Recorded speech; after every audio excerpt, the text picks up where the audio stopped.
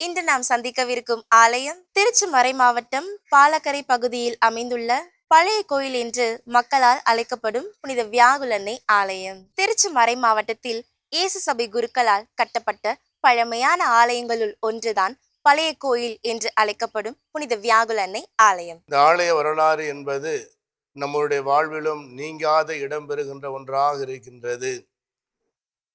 வீரமாமுனிவர்கள் கால் தடம் பதித்த இந்த ஆலயமானது 1748 ஆண்டு பொட்டன்சா என்ற அருட்தந்தை அவர்களால் இந்த ஆலயத்தினுடைய நடுப்பகுதியானது கட்டப்பட்டு வியாகுல அன்னைக்கு அர்ப்பணிக்கப்பட்டது.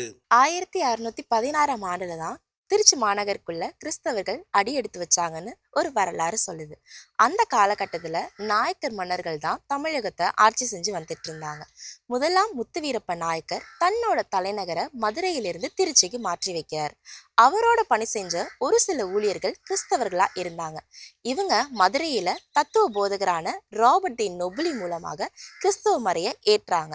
இவங்க தான் திருச்சியோட முதல் கிறிஸ்தவர்கள் என்றும் சொல்லப்படுறாங்க. 1617 ஆண்டுல ராபர்ட் டி நொபிலி அவர்கள் 2 முறை திருச்சிக்கு வந்திருக்காரு. இவரு கையில ஒரு கோலை பிடிச்சுக்கிட்டு ஒரு பிச்சைக்காரரை போல 70 மைல் நடந்தே வந்திருக்காரு.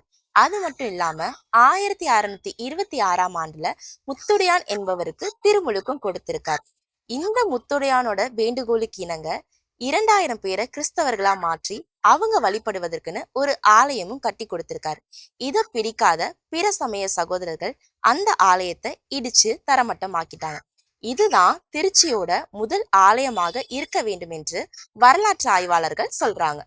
1638 ஆண்டுல வரகநெறியில் உள்ள புனித சவேரியார் ஆலயம் கட்டப்பட்டதாகவும் இதுதான் திருச்சியோட 2வது கத்தோலிக்க ஆலயம் என்றும் இப்போது பாலக்கரை பகுதியில் பழைய கோயில் என்று மக்களால் அழைக்கப்படும் புனித வியாகுலன்னை ஆலயம் 3வது ஆலயமாக கட்டப்பட்டதாகவும் கருதப்படுது.